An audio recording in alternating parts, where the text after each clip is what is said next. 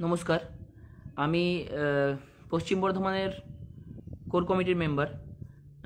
এতদিন ধরে কাজের অভিজ্ঞতা অনুযায়ী বুঝেছি যে এত বড় মাস চালানোর জন্য আমরা বিভিন্নভাবে ভেঙে পড়েছি। মানে এত বড় মাস একসঙ্গে চালানো যায় না। তো তার মধ্যে কিছু মতবিরোধ হয়।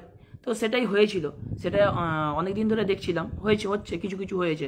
কিন্তু তা বলে যে আপনারা আলাদা আলাদা করে গ্রুপ করে নেবেন, সেটা কিন্তু উচিত নয়। কারণ কি, এখানে আমরা অনেকজন দেখতে পাচ্ছি যে কাল থেকে মেসেজ আসছে অনেক, যে কি হচ্ছে, এই ব্যাপারটা কি।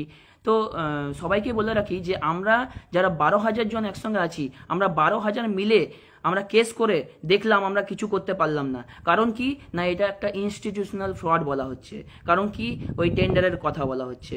কারণ কি না, প্রসেসে গন্ডগোল বলা হচ্ছে। এখানে কিন্তু সেগ্রিগেশনের কথা একবারও আসছে না। তা আমাদেরকে রিভিউ পিটিশন করার সময় অনেক কিছু ভেবে চিন্তে কাজ করতে হবে। তার জন্য সবচেয়ে প্রথম রিভিউ পিটিশনে তখনই আপনি সফলতা লাভ করবেন যখন আমরা একসঙ্গে থাকবো। আমরা জানি যে কে চুরি করেছে, আমরা জানি যে কার দোষ, কিন্তু কে সাজা পেল?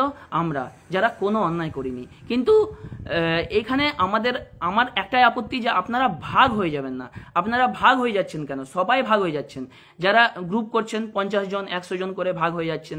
কিন্তু কালকে অনেক কিছুই হয়েছে, ওখানে শহীদ মিনারও অনেক কিছু হয়েছে।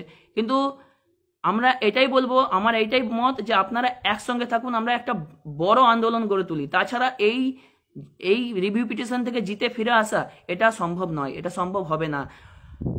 আমার হাত জোর করে সবারই কাছে অনুরোধ, যে আপনারা বিভাজনের নীতি এখানে গ্রহণ করবেন না। আপনারা একটু চোখ কান খুলে কাজ করুন। দেখুন, আর যারা যারা স্কুল যেতে চাইছেন তাদেরকে বলি, তারা স্কুল যেতে পারেন। আমরা কিন্তু স্কুল যাচ্ছি না। আমাদের কোর কমিটি থেকে সিদ্ধান্ত হয়েছে যে আমরা স্কুল যাচ্ছি না। কারণ কি, স্কুল আপনি কি স্বার্থে যাবেন? অনেক ডিআই দেখছি করেছে, মানে অনেক ডিআই এর মেসেজ ঘোরাফেরা করছে যে 2016 স্যালারি বন্ধ হবে। স্যালারি লিঙ্ক কিন্তু তোলা হয়ে গেছে সেই দিন থেকে। স্যালারি লিঙ্কে কাজ চলছে বলছে, জানি না, আমার সন্দেহ আছে প্রচুর যে স্যালারি এ মাসে হবে কি না। কিন্তু এরপরে আমাদের পদক্ষেপ ঠিকঠাক নিতে হবে। সবাই একসঙ্গে থাকুন, তবেই কিন্তু জিত আসবে, নাহলে কিন্তু আসবে না। আমার এইটুকু অনুরোধ, যে ভাগ হবেন না, সবাই ভাগ হবেন না। একটু চোখ কান খোলা রেখে কাজ করুন। মমতা ব্যানার্জি আমাদের এখানে আলাদা বলছেন, ওখানে মধ্য শিক্ষা পর্ষদে আলাদা কথা বলছেন। এখানে হুঙ্কার দিচ্ছেন, ওখানে বলছেন আমাদেরকে নাকি 1 বছর রাখবেন, এই সেশনটাতে রাখবেন। তারপরে আমরা কোনো দাবি রাখতে পারবো না ওনার কাছে, আমরা ভলেন্টারি সার্ভিস দেব। এইসব কথা আমরা শুনতে যাইনি। আমরা ওইখানে গেছিলাম যে হ্যাঁ, উনি মুখ্যমন্ত্রী, ওনার কথাটা একবার শুনে আসি। অনেক বিভেদ ছিল এখানে, আমিও না বলেছিলাম যে যাব না, আমরা ধর্মতলায় বসি। আমি মেহবুব দাকে বলেছি যে আমরা ধর্মতলায় বসি, আমরা কেন যাব? উনি আসুন আমাদের কাছে রাস্তায়, উনি আসুন, দোষটা উনি করেছেন। কিন্তু যেহেতু কোর কমিটিতে সবারই মতেই গ্রহণযোগ্য, সেই জন্য সবারই মতে আমিও গেছি। তো সেখানে দেখেছি যে আমাদের সাথে কি হয়েছে। সেই একই আশ্বাস, এই আশ্বাসেই তো শেষ হয়ে গেল জীবনটা।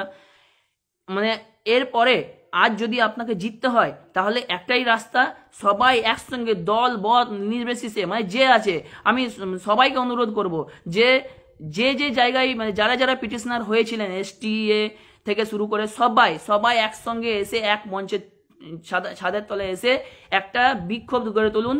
একটা মানে সবাই একসঙ্গে হয়ে, বা যারা পুরনো টিচার আছে, যারা 2016 প্যানেলের টিচার নয়, তারাও আপনারা স্কুলে বিক্ষোভ দেখান। কারণ কি, এইখানে একটা জেনারেশন তো শেষ হয়ে গেছে, আরও নেক্সট জেনারেশনে শেষ হয়ে যাবে। কিচ্ছু করার থাকবে না, আমাদের কিচ্ছু করার থাকবে না। আমার হাতে কিছু নেই, কারণ প্রসেসের গন্ডগোল। এখানে সেগ্রিগেশনের কথা একবারও ওঠেনি।